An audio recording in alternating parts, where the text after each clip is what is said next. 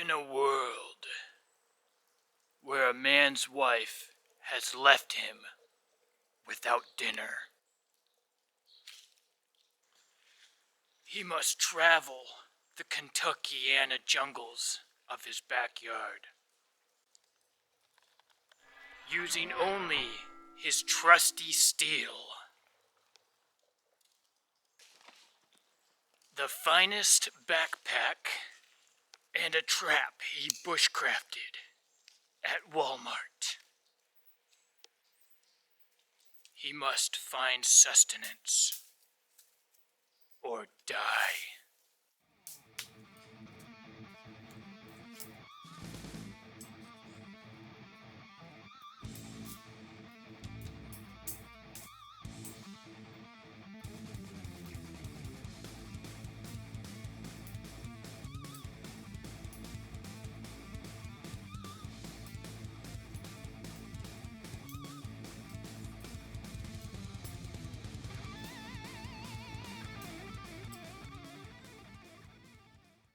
So I've been hacking through freaking jungle for like an hour now.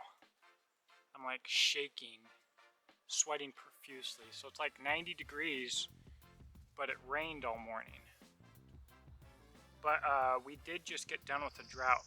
So when I last reconnoitered this area, it was in the winter. It was in a video. I don't remember which one. But at some point, this creek bed, which is currently dry, intersects with a larger little creek. And so I didn't know if I would have to go that far. I figured I'd see some pretty decent creek on the way. And I didn't think if I did have to go that far that it would be this brutal. But talk about brutal. So in this quick little interlude before we get back to our story, I want to talk about this knife real quick, the Diamondback Country Knives RAZORBACK X. This is a smooth handle, and I am sweating like crazy, and it is wet out. Creek is dry, everywhere is wet. And so the handle's slick. It really is slick. However, the handle geometry keeps this in my hand. No lanyard, no nothing. Keeps it in my hand, keeps it secure. Haven't had any scary moments. I'll tell you the truth right now. I would feel crushed if I was swinging this thing, lost it. Not even talking about hitting my dog, hitting a rock or something and dinging this up. I'd feel like a piece of crap. Not a concern. So since it's the geometry of the quality handle that is actually holding the knife in my hand and not pure friction, I've been hacking for about an hour and I have no sore spots, no hot spots, no blisters, no rubbing, no chafing, nothing. And you can't do that with a rough micarta handle on a knife this size, exerting yourself like this for a long period of time. Which brings me to my next point. In my personal knife designing, this video isn't about my knives, but in my personal knife designing, I've found that to really find out how to design a really good knife, you need to go out on an adventure that's not a knife adventure. That's what's so hard about all these knife reviewers who review a knife real quick and tell you about it and do basic knife stuff to get that review. They're not going so far out of their comfort zone as they would if they were going on an adventure that happens to be heavily using a knife. So I am so far beyond my comfort zone right now. As far as physical exertion, went to the gym this morning. It's crazy hot. Didn't eat breakfast this morning. Way beyond my comfort limit. Stupid mud on my face still. And I'm using this knife a lot, and that's where you really see the strengths of a design and the weaknesses as well.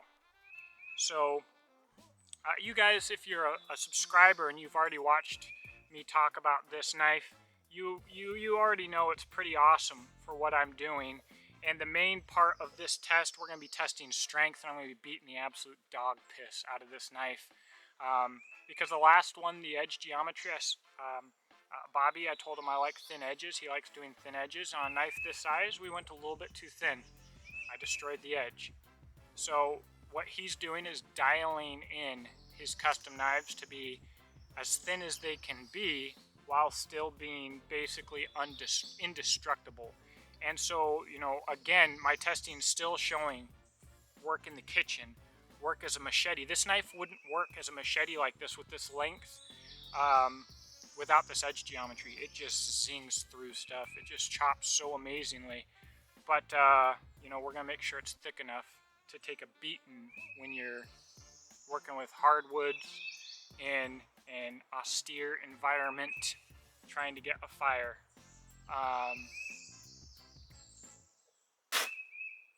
Anyways, no, I seriously am trying, though, to get some crawdads for doggone dinner. So, I'm gonna continue on with the adventure.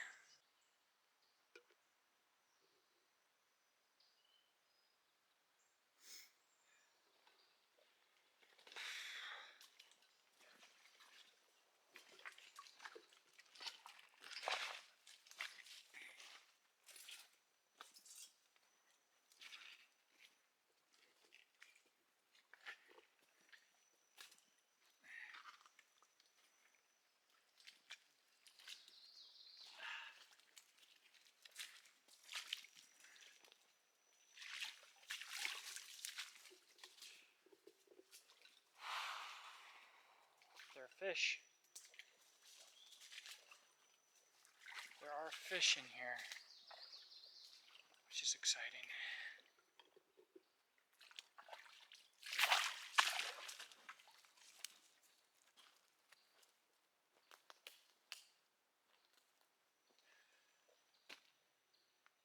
I think that's our spot.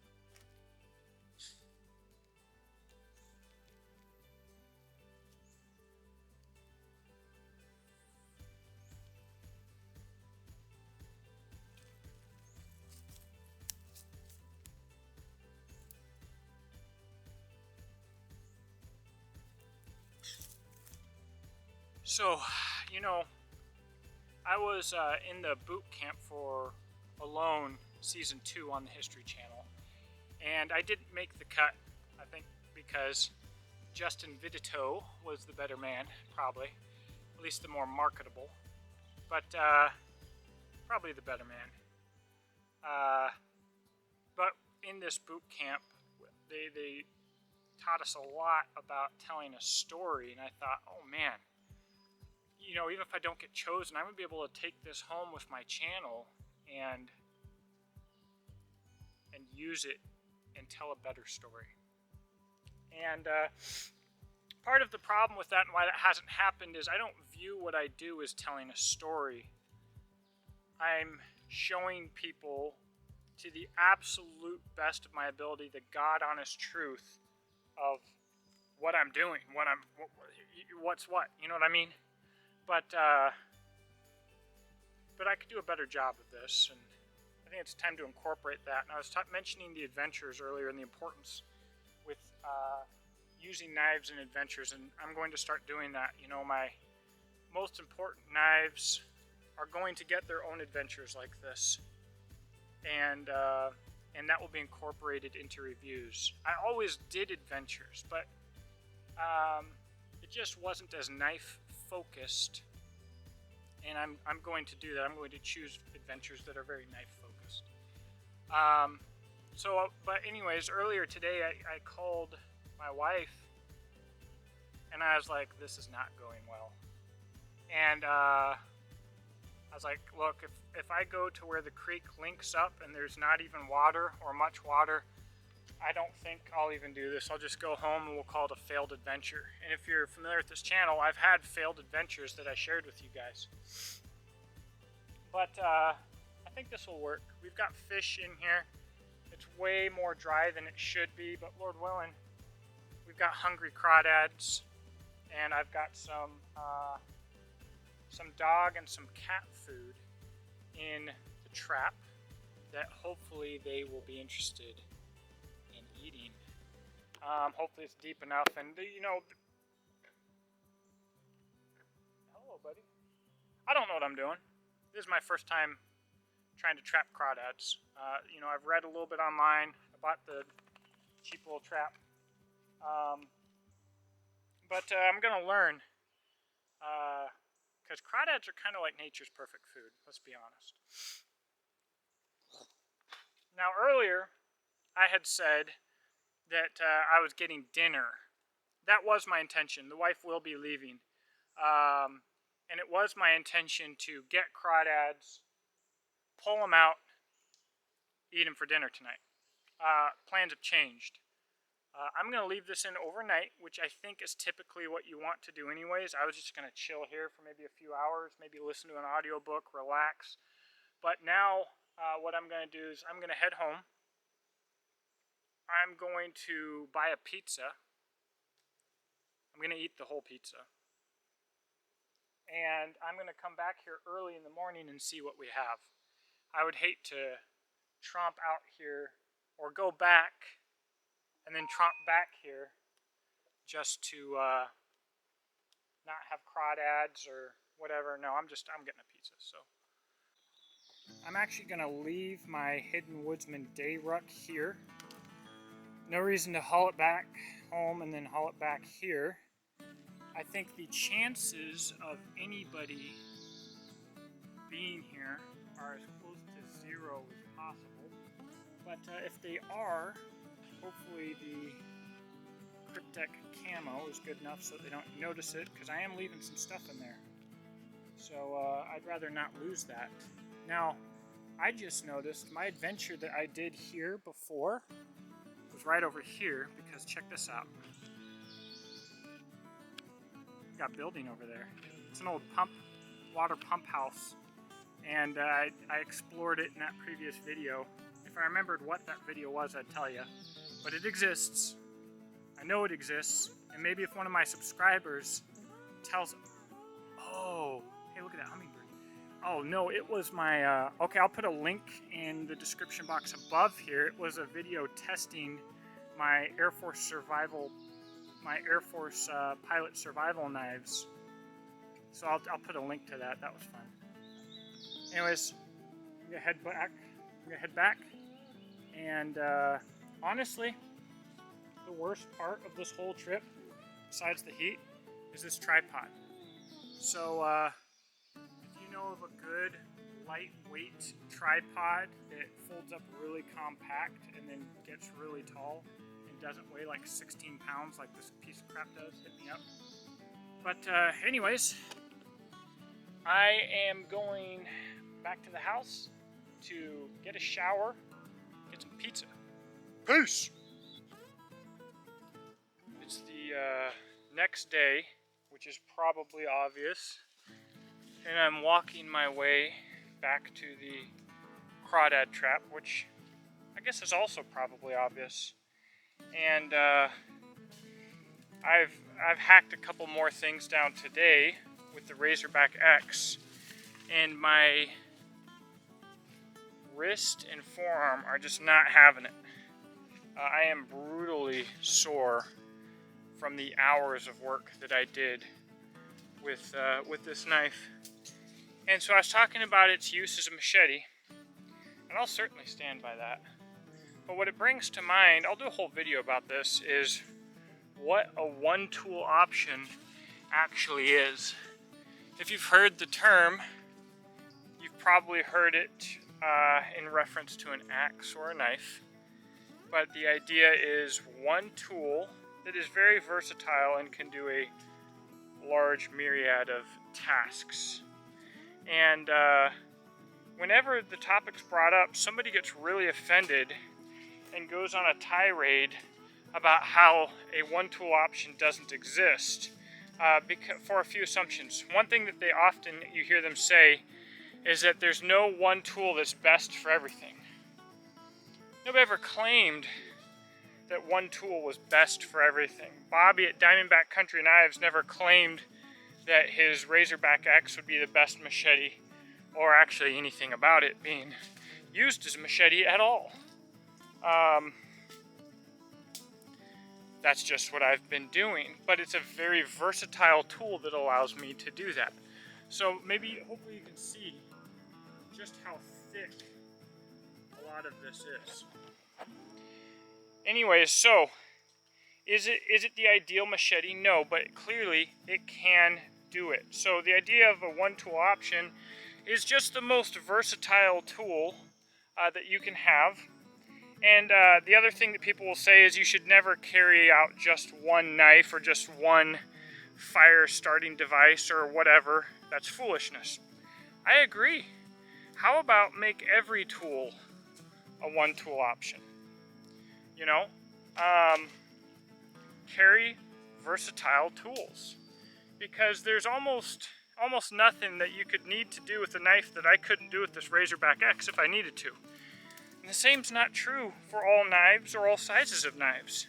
But that doesn't mean I'm not going to carry a fillet knife or a bushcraft knife or a carving knife or even just a smaller knife. Of course I will. But if that knife breaks or is lost and all I have to rely on is the Razorback, I'm in a pretty good spot. So that's just one thing I want you guys to think about as I'm going through here. And I'm using this little spider stick for webs. Yesterday I had like spiders like somehow crushed on my face. I thought that was pretty interesting. So anyways, all right, back to the show. I'm on a mission. All right, guys, moment of truth. We are here at the trap just to give you another view of the area. We have a still moving creek that way. Maybe more of a puddle. We have all of this refuse here. And tires and crap down in this little watering hole there. Where I dropped the trap, I did see little fish in there, and then we have a bit more water heading on down. So let's see. I have to prepare myself for disappointment. Probably what I used my bait in just as well.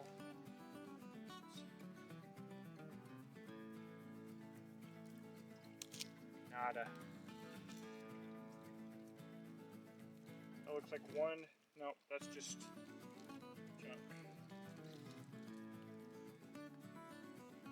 Oh, we've got one crawdad. Too doggone small to eat.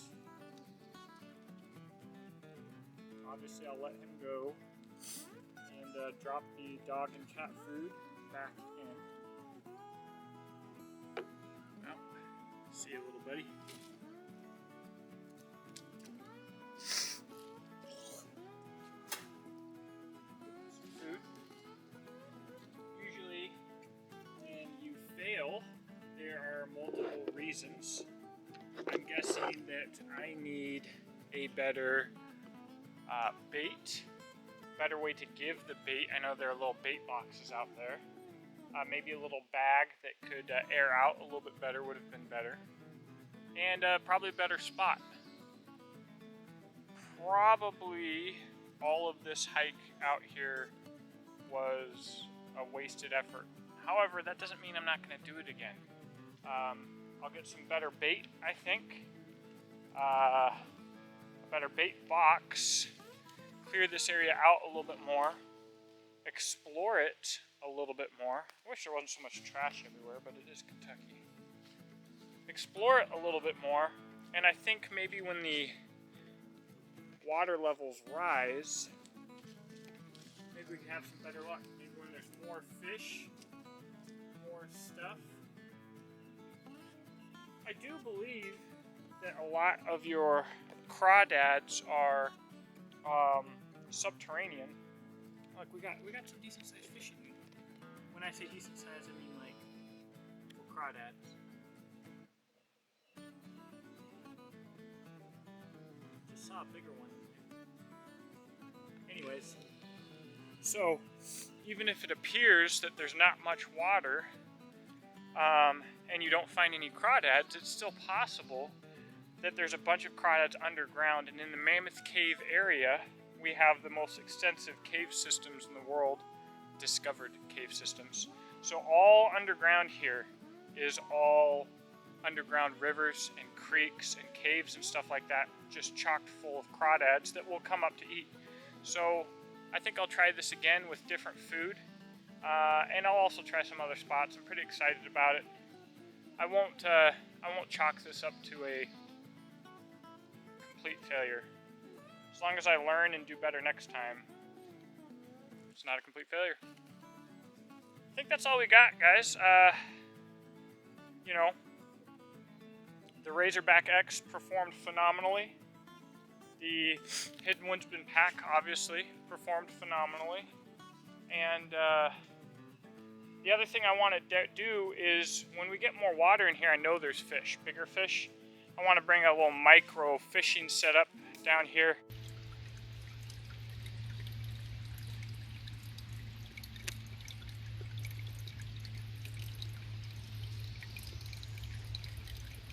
I ran out of battery mid-sentence, and you know, I think I'm going to leave it that way. Wherever I left off talking, we're going to leave it there, and we're going to wrap it up here. I enjoyed this trip. I don't think it was a loss. I think I do plan on setting up a little campsite on the bank right here and bringing my boy down here to camp and maybe even fish when the water gets a little bit higher. I want to clean this creek up more. Maybe get the whole family involved in that. It'll take trash bags and trash bags and trash bags. But, you know, this has been a good time. And I might even set the trap out today in a better spot with a better bait bag and maybe even better bait. And I think we'll get somewhere. But regardless, someone's going to let me know what I did wrong in the comment section below. This will be a learning experience, and I'm not gonna write this off as a fail. This was a good time. And I'll be back. So thank you for watching. Let me know what you think in the comment section below. Check out the description box below to see how you can support this channel. I do have a Patreon, which makes a lot of this possible, and Exodus Knife and Tools, my knife brand. Beach and Tacticals, my rifle slings. I'm an affiliate for Palmetto State Armory and Brownells, and I've got, social media links in the description box below. So do me a favor, check those out. Your guys' support makes these adventures possible. And, Lord willing, I'll keep on having them. Have a blessed day. I'll talk